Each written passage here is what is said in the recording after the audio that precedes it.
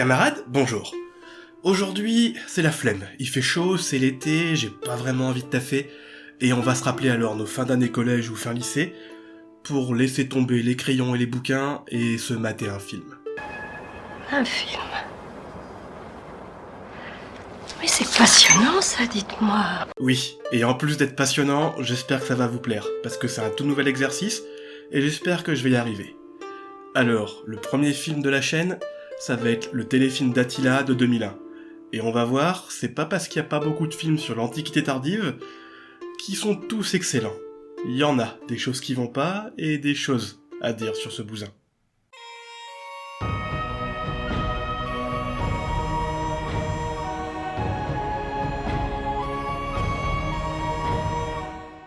Attila, c'est alors un film de 2001, réalisé par Dick Lowry.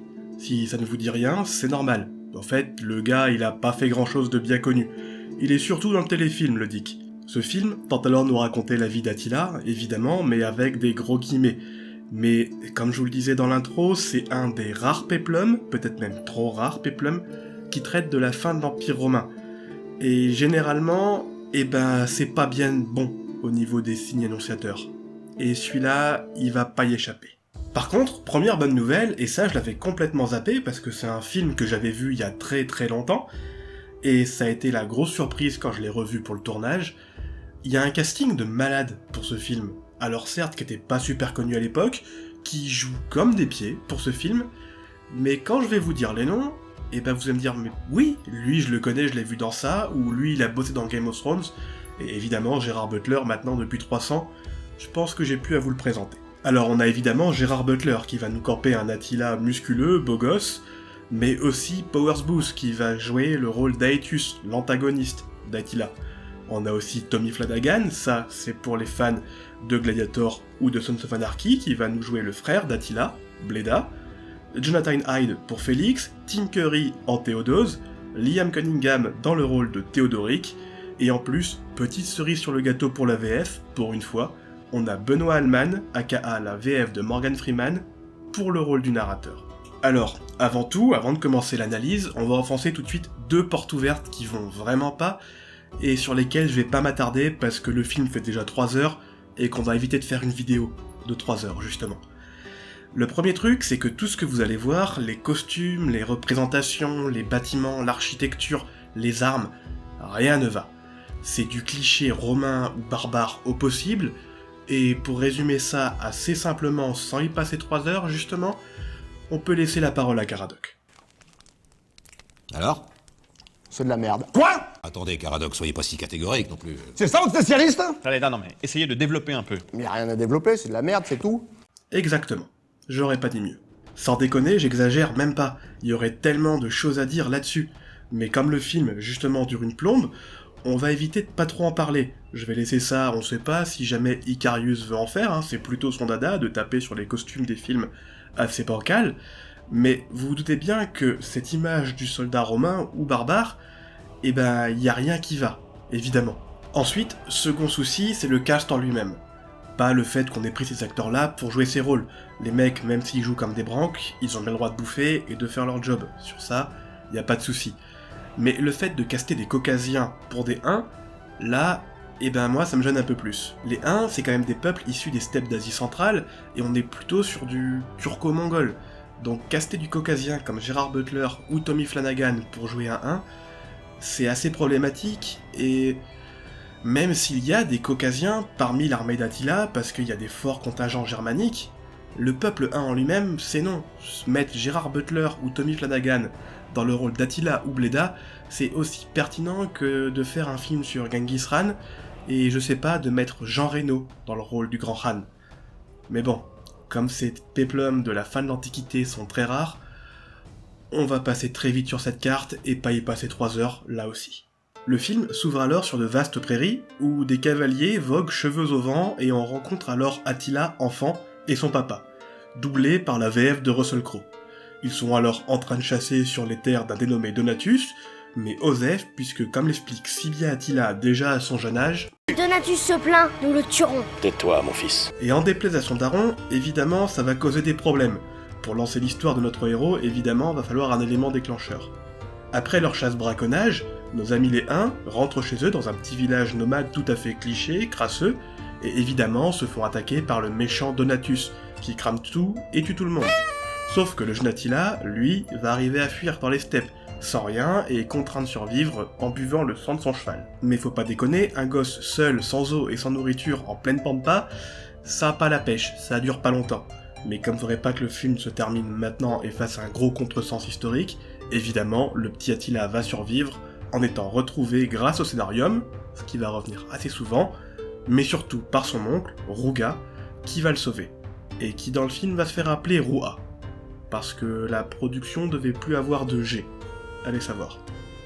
Bref, Attila est donc conduit chez son oncle, et là on apprend que le Rouha, ou le Rouga, appelez-le comme vous voulez, et ben en fait il aime bien faire la collection.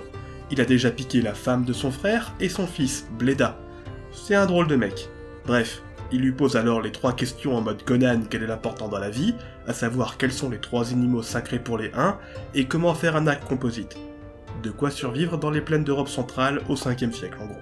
Bref, une fois le bac en poche, Attila rencontre alors son tout premier crush du film, ça aussi ça va revenir souvent, et tente de la serrer comme il peut, mais il y arrive pas. Faut dire que le gars il fait pas vraiment d'efforts non plus.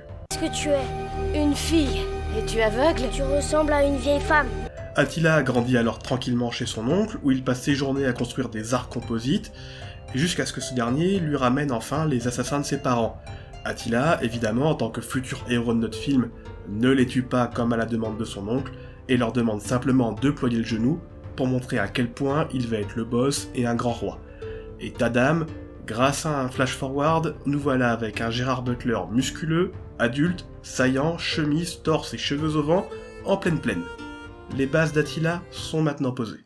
Alors déjà, première précision, l'enfance d'Attila, on la connaît pas vraiment. Ce serait bien le fils de Munzuk, le mec qui serait présent à l'écran avec la voix de Russell Crowe, et le frère de Bleda. Il aurait bien un oncle, Rouga, ici qui s'appelle donc Rouha, qui serait le roi des Huns.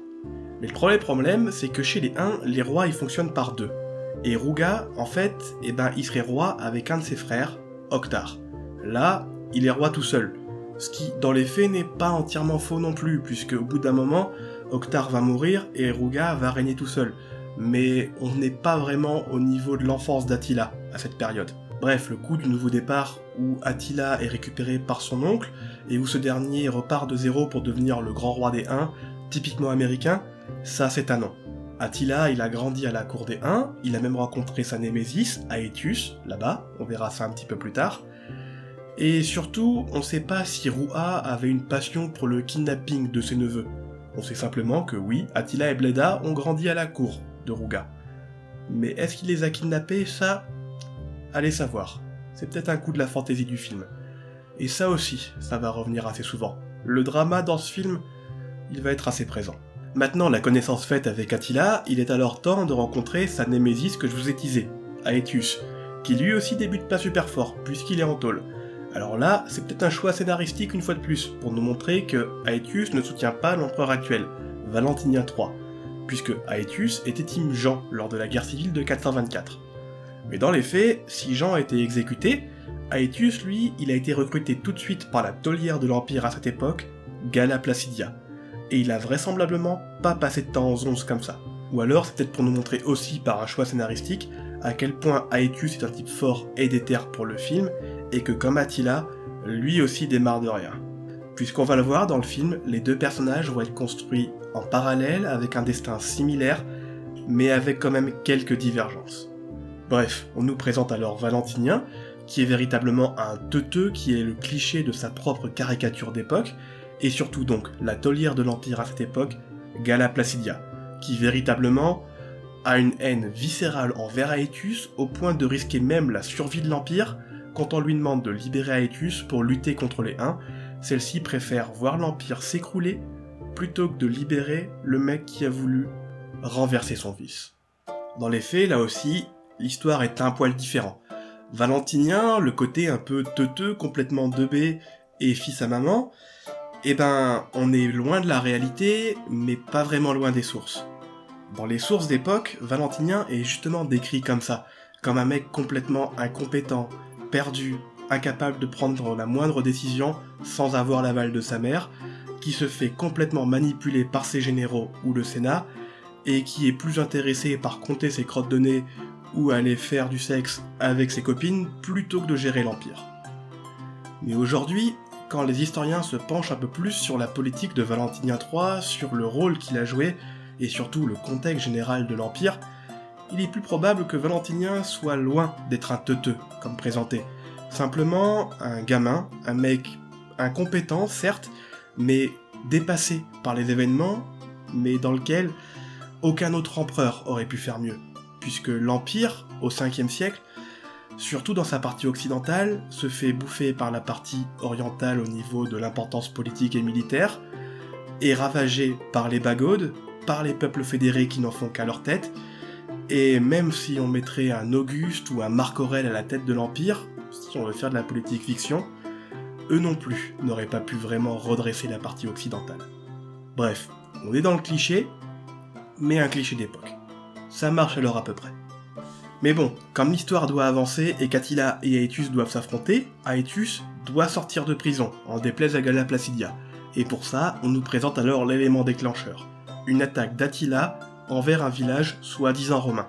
Où là-bas, au passage, il rencontre aussi sa deuxième crush, typiquement créée pour le film et qui n'existe pas historiquement. Elle sera surtout là pour justifier l'attitude d'Attila envers un futur personnage, Ildico, qu'on verra un peu plus tard. Bref, Attila raide le village et massacre alors tout le monde, et cette attaque pousse alors Galla à faire sortir Aetius de Zonze, où je vous rappelle, historiquement, il n'a jamais foutu les pieds, ou comment s'emmerder un maximum avec la cohérence d'un scénario bancal, alors que les faits historiques étaient là. Bref, on repart alors chez les Huns, où Attila présente alors le butin à son oncle, et là, on fait enfin connaissance avec Bleda, qui semble être un vrai con. Après les amabilités, on comprend alors qu'Attila a dans le viseur maintenant Rome, sauf que Rouha, lui, ne veut pas attaquer Rome, puisqu'à Rome, il y a des murs, et que ça, les Huns, ils savent pas faire, prendre une ville protégée par des murs. Et que feras-tu une fois que tu y seras? Tu t'écraseras contre des murs plus larges que nos charrois, mais qui sont bâtis en pierre et non en bois. Et rappelez-vous bien cette phrase, parce que ça aussi, ça va revenir.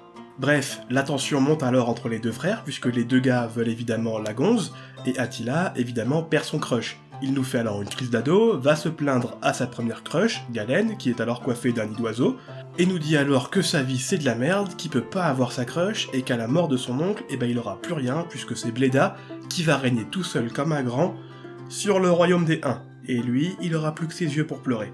Ce qui, une fois de plus, au risque de me répéter, n'a aucun sens, puisque chez les Huns, les rois... Toujours par deux, ils vont. Ni plus, ni moins. Bref, on passe un peu vite sur les éléments suivants du film, puisque que ce soit au niveau du scénario ou même de l'histoire en général, ils vont pas servir à grand chose, jusqu'au moment où Aetius va nous faire une scène d'exposition sur le lore de l'Empire. Il nous explique pourquoi l'Empire est séparé en deux, le danger d'Ego à la frontière, et pourquoi les Huns sont à la fois craints, redoutés, mais aussi de potentiels alliés. Tout ça pour nous introduire alors la sœur de Valentinien, Honoria, qui elle aussi va avoir un rôle assez important et même impactant dans l'histoire véritable d'Attila, mais aussi dans le film, et on nous la présente alors un peu comme son frère, comme le cliché de la romaine complètement teuteux, décadente, plus intéressée par la picole, s'amuser avec ses copains, et elle aussi par le sexe, visiblement cette famille, que par les affaires impériales. On nous présente aussi justement un Valentinien complètement gaga de sa sœur, ce qui, dans les faits, est assez bizarre, puisque quand on connaît la relation entre le frère et la sœur, c'est pas vraiment ce genre de rapport qu'ils devaient avoir. En effet, Valentinien, son problème, c'est le fait de pas avoir d'enfant. Il est peut-être intéressé justement par la débauche, mais il n'arrive pas à avoir de gamin. Et arrive un moment dans sa vie où il se dit que si lui n'a pas d'enfant, il veut pas léguer son empire à un potentiel neveu. Et pour ça, il faut que sa sœur n'ait pas de gamin, justement. Et pour ça, la solution, elle est plutôt simple. Valentinien a contraint sa sœur à la chasteté. Il lui interdit le mariage, et la surveille pour pas qu'elle ait de petits copains et qu'elle ait des accidents de type « j'ai zappé la pilule du lendemain ». Du coup, cette relation assez complice entre le frère et la sœur présente dans le film, et même assez beaucoup trop complice de manière chelou, c'est pas vraiment ça. Les deux ne sont pas en bonne hauteur de sainteté, ils peuvent pas vraiment se piffer, et c'est même ça qui va mener au déclin de l'Empire et au gros trouble avec Attila. Cette chasteté forcée par Valentinien à Honoria. S'ensuit alors une ambassade romaine où Aetius va voir Rouha pour lui taper sur les doigts et pour lui dire que de piller l'Empire comme ils viennent de faire, c'est pas bien, mais propose alors un marché aux Huns. Si ces derniers viennent à l'aider contre les Visigoths, va savoir pourquoi, ils viennent nous dire que d'accord c'était une menace, mais ces derniers n'ont pas bougé depuis des années. Bref, si les Huns viennent les aider contre les Visigoths, il oubliera les pillages. Il décide alors d'enfoncer le clou et montre que les Visigoths ont été les premiers même à vouloir attaquer les Huns, en exposant un cadavre de la tribu de Rouha, avec des marques de cheval, parce que le cheval, oui c'est génial, mais c'est aussi sacré pour les Huns. Bref, Attila nous joue alors la carte du détective du Scooby Gang et nous sort des arguments de médecin légiste pour nous dire que les marques sont probablement post-mortem et issues des Romains, et pas du coup des Visigoths. Mais ça n'a aucun impact, car Aetius va s'en sortir grâce au scénarium, et l'alliance est faite. Les Huns et les Romains iront poutrer les Visigoths, on sait pas pourquoi, ni quand, ni comment, surtout que dans cette période, il est fort probable que les Visigoths soient fédérés aux Romains, mais passons, et Aetius demande alors qui est cet Attila. Ce qui est complètement con, puisque historiquement les deux ont grandi ensemble, mais comme dans le film c'est pas le cas, il propose alors à Rouha d'envoyer Attila à Rome quelque temps afin d'éviter les futurs conflits avec Bleda et que Aetius et Attila fassent connaissance. Alors, bien qu'aucune ambassade ne soit attestée dans ces années, bien qu'on soit pas en quelle année on est puisque la chronologie est complètement floue, simplement qu'on est sous le règne de Rouha seul maintenant. Bref, qu'aucune ambassade de cette ampleur soit attestée, cette scène-là est loin d'être déconnante, puisqu'elle montre bien un peu les rapports entre les Romains et les Huns, mais surtout les rapports qu'entretient Aetius avec Attila, Bleda et la monarchie des Huns, justement. Attila et Bleda ont combattu pour les Romains en tant que co-rois dans les années 430, ils ont même servi sous les ordres d'Aetius. Donc le fait d'avoir une telle ambassade qui n'est pas attestée historiquement, mais qui est loin d'être incohérente historiquement et pour le scénario du film, et bah pour une fois, c'est une bonne idée. Et c'est peut-être même le premier point positif que je vais dire sur ce film, et peut-être le seul, allez savoir. Mais bref, oui, je suis pas là que pour taper sur ce bousin, évidemment. S'il y a des bonnes choses, je vous l'ai dit. Et là, cette scène, eh ben, c'était une bonne découverte. J'étais assez content pour une fois. Continuez comme ça, c'est bien. Bref, je vais alors avaler ma joie très vite, puisque cette bataille contre les Visigoths qui est complètement infondée s'annonce, et on remarque alors les magnifiques costumes des Romains d'Astérix contre César, je vous avais prévenu. On voit alors d'un côté les Goths, ils sont présents, et sont rejoints maintenant par les Francs, qui arrivent, on sait pas trop pourquoi, ni comment, lutter contre les Romains. On sait pas lesquels c'est, ça se trouve là aussi c'est des Francs fédérés, et on voit pas leur intérêt de rejoindre les Goths contre les Romains. Bref, d'un côté l'alliance des Goths et des Francs, contre les Romains d'Aetius, mais surtout les Huns, menés par Attila, qui est en embuscade dans les bois. Ce qui est très pratique pour un peuple d'archers montés, mais ça aussi, une fois de plus, on y reviendra. Bref, on passe alors très vite sur les costumes puits de fou, ça je vous l'ai dit, les casques plug anal, les utilisations plus qu'hasardeuses d'épilums, qui sont censés ne plus exister à cette époque, comme des lances, et nos héros arrivent par la technique classique de la fausse retraite, de vaincre les barbares en casque à cornes, et de rentrer à Rome pour un triomphe. Là-bas, ça se célèbre dans le cliché le plus total, la décadence est présente, et Honoria est même assez lourde puisqu'elle veut absolument pécho Gérard Butler. On la comprend, mais quand même. Bref, elle lui propose alors un bain de minuit, ce qui pousse alors Galla Placidia à vouloir buter Aetius, puisqu'elle le trouve responsable du fait que sa fille veuille pécho un barbare, mais encore une fois, grâce au scénarium, Aetius va s'en sortir. Puisque c'est à ce moment, ça tombe bien, qu'on apprend alors la mort de Rouha, et qu'Attila décide de rentrer chez lui pour empêcher Bleda de prendre le trône. Ce qui n'a alors, encore une fois et pour une dernière fois, aucun sens, puisque je vous le répète, Attila et Bleda ont régné ensemble.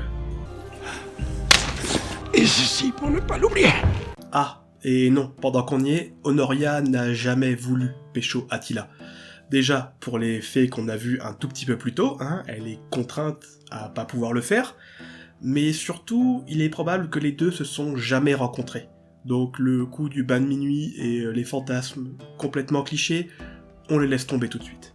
Pareil, le coup du banquier orgiaque et du triomphe décadent à Rome, c'est non. La capitale est à Ravenne, et on est sur un empire chrétien qui a des relents un peu plus médiéval sur son fonctionnement. Donc la décadence dans les termes, les banquiers en mode Astérix et tout ce qui va bien, c'est un gros non. On est dans le cliché romain, et à croire que c'est un élément obligé pour les scénaristes à faire pour que le spectateur comprenne qu'on se passe chez les Romains.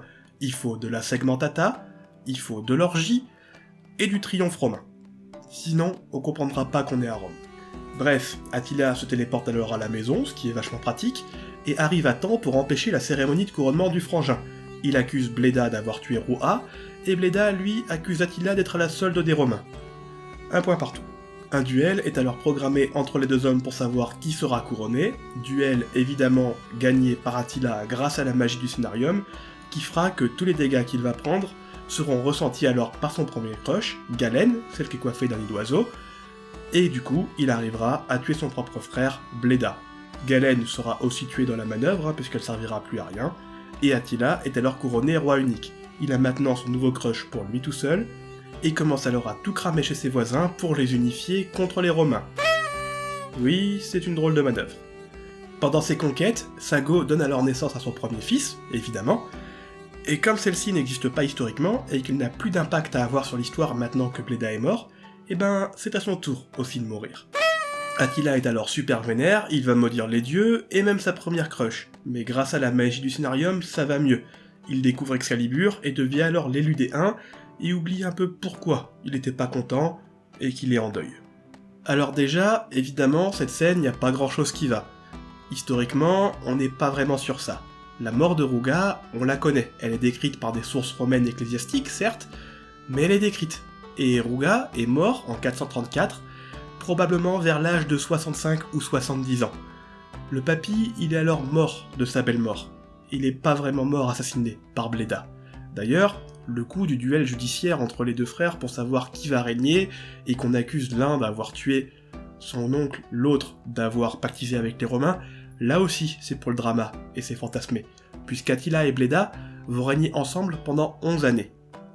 Par contre, là où c'est pas tort, c'est que Attila et Bleda vont pas bien s'entendre, et il y en a bien un qui va tuer l'autre pour récupérer le pouvoir pour lui tout seul. Si on en croit des historiens assez sérieux et qui ont taffé la question comme Rouche, Blin, ou même Grousset quelque part, il est probable qu'Attila, en fait, il est un gros boulard, et surtout qu'il est bien aimé, le pouvoir personnel, et qu'au bout de 11 années de co-règne avec Bleda, ce dernier est décidé de arrêter de partager son pouvoir. Il est pas vraiment d'accord avec Bleda sur la politique extérieure et même intérieure, et aurait ordonné l'assassinat de son frère, ou l'aurait même assassiné de ses propres mains. Mais le coup du duel judiciaire, pour le coup, non. Puisque la mort de Bleda, on la connaît un petit peu, et on sait qu'elle va pousser des populations, surtout à l'est de l'Empire, sur les bords de la mer Noire, à se révolter contre Attila, puisqu'ils étaient en désaccord avec la politique de ce dernier, et par le fait même d'avoir tué Bleda.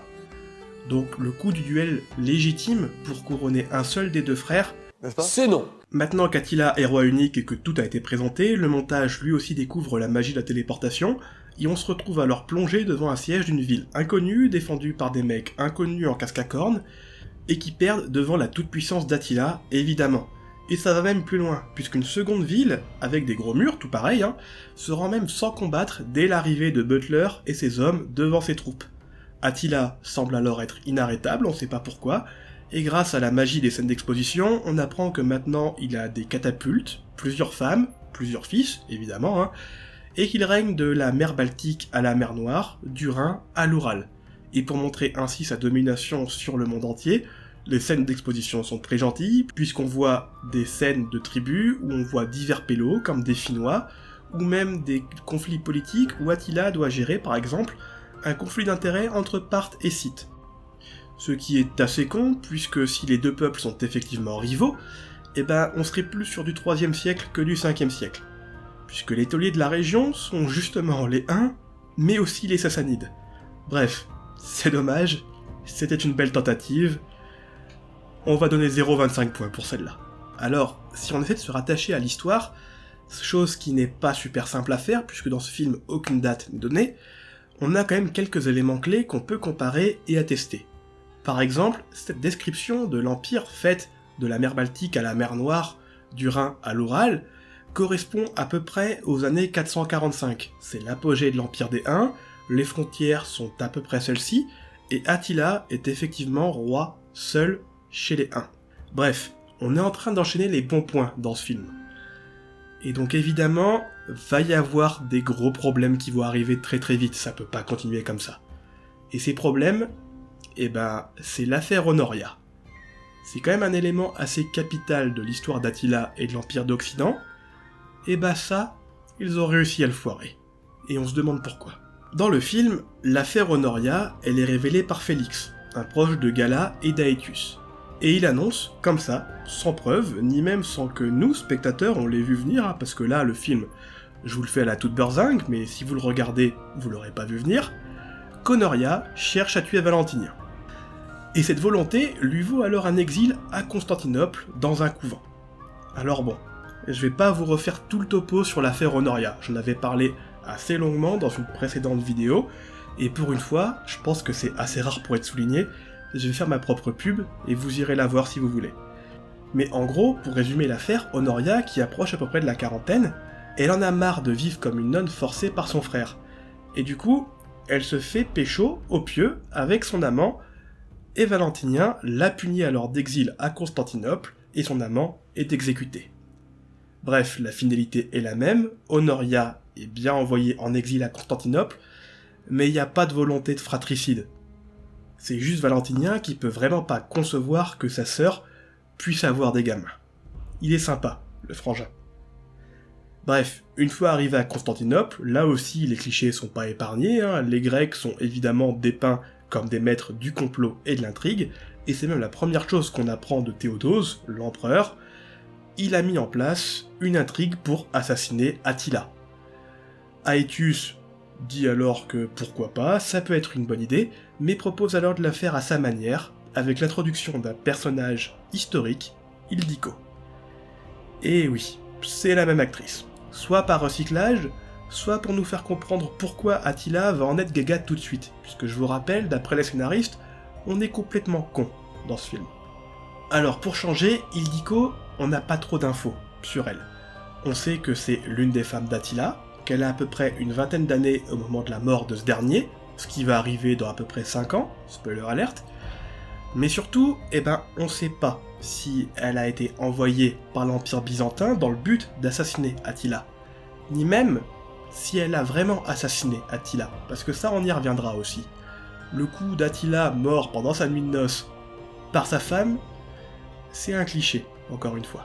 Mais bon, passons encore une fois assez vite sur l'arrivée d'Ildiko et le Youpendi qui commence dans la foulée, mais surtout sur, sans déconner, les problèmes de plomberie d'Attila. Parce que Gérard Butler veut construire des thermes, et que les Huns, ils y arrivent pas, et du coup ils nous piquent une colère. Je déconne zéro, ça prend une part dans le film. Bref, on enchaîne alors avec l'élément déclencheur du conflit entre le roi des Huns et les Romains, parce qu'il faut pas déconner, on est quand même là pour ça. Attila va recevoir alors la fameuse lettre d'Honoria, où celle-ci lui demande alors de la libérer de Constantinople en échange de sa main. Et dans le film, Honoria propose même pour dot la moitié de l'Empire de l'Ouest. Bon, alors dans les faits, là aussi, on sait pas grand-chose. On sait pas trop que contenait cette lettre d'Honoria. Elle est normalement attestée par la plupart des historiens, et demanderait bien à Attila de venir la libérer de sa prison à Constantinople. Par contre, le coup de la demande en mariage et de la dot, là, on est plutôt sur du quiproquo. En fait, le plus probable, c'est que Honoria ait demandé à Attila de venir la libérer de Constantinople en échange de promesses de pognon, de payer la ville et de ce qu'il veut, et pour attester sa lettre, comme quoi que c'est pas un canular, elle a mis son sceau, sa bague. Attila, lui qui a étudié la question, reçoit une lettre d'une chrétienne avec une bague.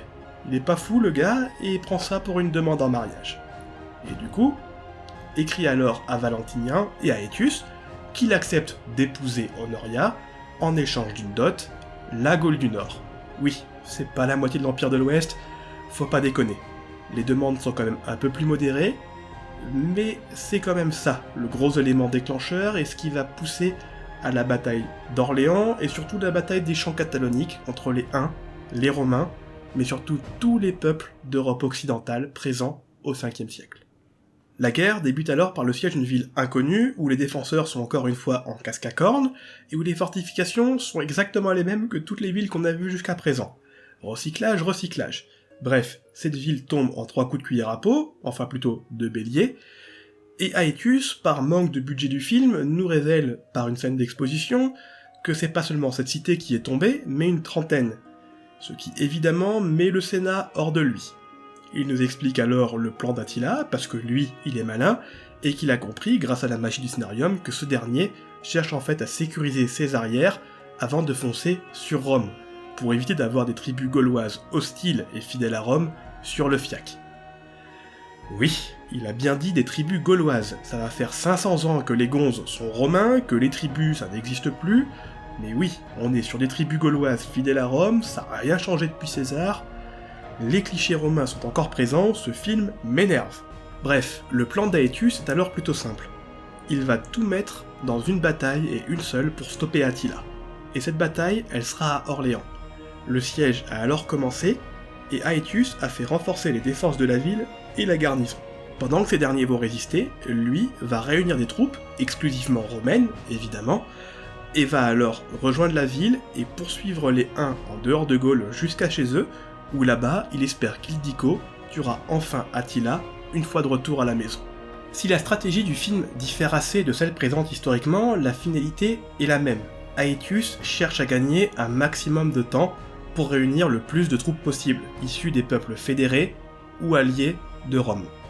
Pendant ce temps, Attila, lui, arrive effectivement à prendre des villes en territoire gaulois, comme Metz, qui a des fortifications qui sont à moitié écroulées et mal entretenues. Et du coup, il y a bien plusieurs cités comme ça qui tombent sous le joug d'Attila, mais qui sont prévues par Aetius. Aetius table sur le fait que Attila n'a pas l'habitude d'avoir une armée aussi grande, que son ravitaillement va s'étirer au maximum, que les Huns vont se fatiguer, et quand ils vont tomber sur des véritables villes au cœur de la Gaule romaine, ces derniers, qui ne savent pas véritablement pratiquer la guerre de siège, vont pinailler un maximum de temps, ce qui va lui permettre à lui de réunir toutes les troupes et combattre les Huns. Et ce moment arrive alors en avril-mai 451, quand Attila décide de mettre le siège devant Orléans. Et là, il faut vous rappeler les mots de Roi, justement. Tu t'écraseras contre les murs. Oui, les Huns, les murs, c'est vraiment pas leur truc. Ils pinaillent, Aetius arrive à ameuter ses hommes jusqu'à Orléans, Attila est contraint de fuir, et s'engage alors la bataille des champs cataloniques. Sauf que dans le film, le siège d'Orléans est évidemment bien différent de la réalité, et rien ne va aller. On préfère toujours la complexité d'un scénario bancal aux faits historiques. Allez savoir pourquoi. Mais bon, on a donc d'un côté les casques à cornes qui sont mêlés aux légionnaires d'Astérix pour défendre la ville, et de l'autre, les Huns qui n'arrivent pas à prendre la dite ville. Jusque-là, à part les costumes et la représentation des fortifications, ça va à peu près. Sauf que Attila va demander alors à toutes ses catapultes de tirer au même endroit pour affaiblir la muraille. Notons qu'il parle de catapultes, arme qu'historiquement il n'a pas, mais qui existe à sa période, pour nous montrer en fait des sortes de proto-trébuchets, des bricoles et des couillards médiévales qui viennent de Wish, et que c'est donc bien postérieur, anachronique aux événements, et surtout que, Attila n'a pas d'arme de siège. Bref, cette erreur-là, elle est difficilement justifiable. Mais le pire est à venir. Puisque grâce à ces trébuchets de Wish, Attila va faire écrouler les murs d'Orléans, capturer la ville, exécuter les civils, et réduire les plus capables en esclavage. Alors par où commencer ? Déjà, le principe de l'armée d'Attila, c'est qu'il a pas d'armes de siège. C'est pour ça qu'il arrive à prendre des villes et des villages qui n'ont pas de fortifications, ou alors qui ont des fortifications très mal entretenues ou en ruine, comme à Metz. Et c'est pour ça que, par exemple, Orléans est la première ville qui ne tombe pas face aux Huns, puisque celle-ci a des fortifications en état, et qu'Attila, il s'use tous les jours face aux murailles d'Orléans, et qu'il n'arrive pas à prendre la ville. Faire un film sur Attila où Orléans tombe, c'est un contresens total. C'est comme si vous faisiez justement un film sur Jeanne d'Arc où elle n'arriverait pas à libérer Orléans. Bref, cette chute d'Orléans pousse alors, et on sait pas pourquoi, les Wisigoths Théodoric à accepter une alliance avec les Romains. La finalité est bonne, les deux peuples sont alliés contre les Huns. Mais sauf qu'il n'y avait pas besoin d'avoir la prise d'Orléans pour ça. Là, c'est complètement illogique. Les deux armées décident alors d'intervenir et de stopper Attila dans ses pillages, et la bataille finale va se passer près de Chalon, au niveau des fameux champs cataloniques. Là-bas, Aetius nous fait alors un joli discours aux troupes wisigothes, en disant qu'elles se battent non pour défendre Rome, mais leur terre et leur foi, alors que déjà c'est con, on n'est pas du tout en région wisigothe, et que les Visigoths sont ariens, pas nicéens, mais bon, passons. La bataille éclate alors, et les Romains sont au sommet d'une colline en défense. Pourquoi pas? On n'a pas de description du champ de bataille précis de cette époque. Les Huns, quant à eux, sont en attaque, ils sont en bas, et font alors une stratégie super maligne pour un peuple d'archers montés, décident de mettre pied à terre et d'attaquer au cac les légionnaires romains. Encore une fois, Attila, c'est vraiment un génie militaire. Mais bon, passons, j'ai envie d'en finir, le film là, il commence à me fatiguer sévère. Attila revoit alors son plan pour essayer d'en finir une fois pour toutes, et on le remercie. Il sépare son armée en deux, une partie devra attaquer les Visigoths pour faire diversion, tandis que l'autre se tiendra en embuscade à la réaction romaine, puisque quand les Romains vont réagir, les Huns les attaqueront dans leur dos, et la bataille sera pliée. Les Goths, qui sont évidemment pas les Romains, se font poutrer dans la différence romaine, puisque Aetius voit venir gros comme une maison le plan de Gérard Butler. Mais au bout d'un moment, grâce au scénarium, il craque et envoie quand même des renforts aider les Visigoths. C'est alors que les Huns débarquent, c'est le retour de bâton pour les Romains, l'armée romaine douille, la bataille va être perdue par ces derniers, et Aetius, qui est un mauvais joueur, décide alors d'assassiner Théodoric, en mode « je gagnerai peut-être pas la bataille, mais toi tu verras plus tes enfants ». Bref, le sens des priorités, tout ça, du grand Aetius. Théodoric est alors assassiné par les Romains, ce qui, contre toute attente, va pas faire entrer les Visigoths en déroute, mais les motiver plus que Jaja à tuer du Hun. Et c'est maintenant Attila qui est dans une sale position. Tellement qu'il se retrouve en défensive et pète même Excalibur, puisque ce con va tenter de parer des coups avec le tranchant de sa lame plutôt qu'avec le plat. J'en ai marre. Bref, les Huns sont alors vaincus des champs cataloniques, ce qui, encore une fois, est une approximation. Dans les faits, y a personne qui remporte cette bataille.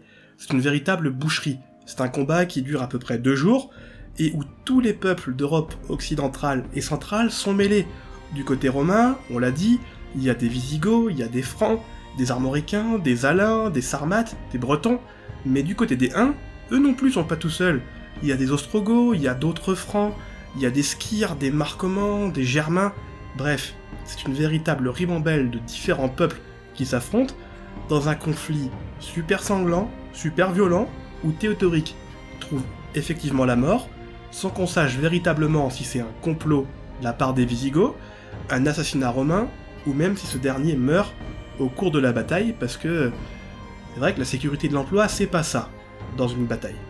Bref, au bout de 2 jours, quand les armées sont exsangues, une espèce de paix est signée entre les deux troupes, chacun rentre chez soi tranquillement, dans la paix, et aucun n'est véritablement vainqueur ou perdant de cette défaite.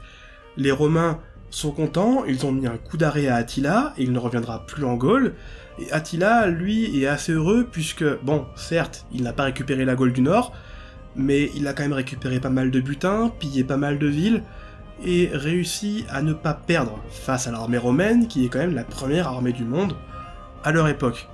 Les deux rentrent alors couverts de prestige, d'honneur militaire et de pognon, tranquillement à la maison. Attila maintenant vaincu, et Aetius se retrouvant seul sur son allié Visigoth, chacun rentre alors chez soi tranquillement, en faisant un dernier coucou. Parce que, pourquoi pas. Aetius est alors accueilli en héros, et Valentinien le couronne de laurier, pendant qu'Attila, lui, se marie enfin avec Ildico. C'est partout la fête, et partout ça va tourner au vinaigre. Chez Attila, lors de la nuit de noces, Attila appelle Ildico Encara. Évidemment, on le comprend, c'est la même actrice, il peut confondre les femmes sur ce coup. Et bref, elle est vénère, on la comprend aussi, la pauvre, et du coup décide de le buter avec du poison, parce que c'est bien connu, le poison, c'est une arme de femme et une arme de grec. Bref, les Huns sont maintenant sans roi, ce qui est quand même complètement con pour un peuple qui a l'habitude d'avoir 2 rois, et du coup décident de buter Ildico, puisqu'ils comprennent très vite que c'est elle qui est impliquée dans le meurtre d'Attila. Côté romain, là aussi, la fête va tourner au vinaigre assez vite, puisque Aetius est au sommet de sa gloire, il a sauvé l'Empire, et il apprend qu'Attila est mort. Aetius rencontre alors Valentinien, ce dernier le remercie une nouvelle fois pour son job, et lui explique qu'on n'a plus besoin de lui, et lui enfonce une lame dans le bide. Le film se termine alors avec les obsèques d'Attila, et la VF de Morgan Freeman, qui nous dit qu'à la mort d'Attila, plus personne n'était capable d'unir les ennemis de Rome, ce qui est faux, et qu'avec celle d'Aetius, plus personne ne pouvait véritablement défendre Rome. Ce qui est assez vrai, puisque généralement Aetius est même qualifié de dernier des Romains, pour les plus romantiques. Bref, va s'en suivre alors la période la plus sombre de toute l'histoire occidentale, le Moyen-Âge, évidemment. Alors pour le final, là non plus ça va pas changer, à l'image de tout ce que je vous ai dit dans cette vidéo, il y a encore des approximations qui sont faites sur la fin. La finalité est pas si mauvaise, mais c'est la manière d'y aller qui n'est véritablement pas bonne. Déjà, c'est pas si rushé, et c'est pas aussi calme que ça. Par exemple, Aetius va mourir en 454, soit 3 ans après la bataille des champs cataloniques, pas 3 jours après. Quant à Attila, s'il rentre tranquillement chez lui après les champs cataloniques, il en a pas terminé avec l'Empire. En 452-453, il va faire des raids en Italie du Nord, raids qui vont même pousser Valentinien à fuir Ravenne, et Valentinien va envoyer le pape pour négocier avec Attila une trêve et que ce dernier rentre chez lui, chose qu'il va faire, où il va se marier avec Ildico, et effectivement, va mourir lors de sa nuit de noces. Par contre, là où les historiens à la Stéphane Bern, Laurent Deutsch, etc. aiment à penser que c'est Ildico qui a empoisonné Attila, pourquoi, comment, ça, on n'a vraiment aucune idée, jamais, c'est juste que pour le drama et les côtés mystérieux, c'est toujours un peu kiffant. Le plus probable, si on écoute des mecs un peu plus calés sur la question, comme Michel Rouche par exemple, c'est que c'est beaucoup moins sexy, mais tout aussi fun, la mort d'Attila. Puisqu'il est probable que le Tila, il est picolé comme Jaja pour célébrer son mariage, et lors de la nuit de noces, à force de ronfler un peu trop, il s'est pété les sinus du nez, et s'est étouffé dans son propre sang. Ça devait être sympa pour Ildico la nuit de noces, et ça devait valoir le coup d'attendre. Côté Aetius, c'est plus ou moins ça, mais c'est rushé, puisque sa mort va arriver en 454. Et sa mort vient du fait que Valentinien se retrouve véritablement tout seul planté dans ses bottes. Honoria a disparu des sources, Galla Placidia est morte, et l'Empire d'Orient a complètement délaissé l'Occident. Valentinien comprend alors que sans Attila, Aetius n'a plus véritablement d'utilité. C'est un général uberchité qui pourrait véritablement le putcher quand il le veut. Déjà qu'il n'était pas de sa team lors de la guerre civile, je vous le rappelle, Aetius avait combattu Valentinien, et que maintenant il n'y a plus d'ennemis qui seraient capables de fédérer tous les Romains autour de l'empereur, il décide de se séparer de son général et de le buter, à contre-cœur. Bref, vous l'aurez compris, ce film, il est loin d'être bon. Il y a certes quelques trop rares fulgurances, des finalités qui sont pas loin de la réalité, mais la manière de les aborder, la manière de représenter, la manière de figurer les costumes, les bâtiments, ou simplement les éléments clés, comme le siège d'Orléans qui est une défaite, ça va pas. Il y a des gros contresens historiques. Mais quand on fait le bilan sur les films d'Attila, où on a une majorité de films des années 20 ou 50, où on a des mecs habillés en peau de bête qui se comportent un peu plus comme des Cro-Magnons, et encore c'est une insulte pour les Cro-Magnons, ou le Attila de Kaamelott, que personnellement j'adore, mais qui est quand même très loin de la réalité, ce film nous propose quand même autre chose. On a un Attila qui est campé par Gerard Butler, qui est quelque part séduisant, avec qui on est plus ou moins en accord. C'est le véritable héros de cette histoire. On a un Attila qui est du coup peut-être même vu comme le voit l'historiographie d'Europe centrale, puisque chez nous, en Occident, on le voit plutôt comme un conquérant, comme quelqu'un qui va piller, détruire, violer, massacrer les territoires de Gaule, de Germanie, d'Italie. Mais Attila, par exemple, en Europe centrale, est plutôt vu comme une figure nationale importante, au même titre qu'en Asie centrale, Timour est vu comme un grand personnage, ou Genghis Khan. Et du coup, ce film nous présente Attila de cette manière-là, ce qui est assez rare pour être souligné, je pense. Et puis, entre nous, cette période de l'Antiquité tardive et du Haut Moyen-Âge est tellement très rarement traitée par le cinéma, et qu'à chaque fois qu'elle est traitée, elle est très mal faite. Prenons le cas du roi Arthur par exemple, ou même Hasard, de la dernière Légion. film qu'on fera peut-être à un moment, si jamais ça vous intéresse. Ce sont des films qui sont très mal foutus, qui historiquement sont très bancals, mais qui sont très rarement faits, qu'à chaque fois qu'il y en a un, je sais pas l'expliquer, il faut que j'aille le voir. À la prochaine fois.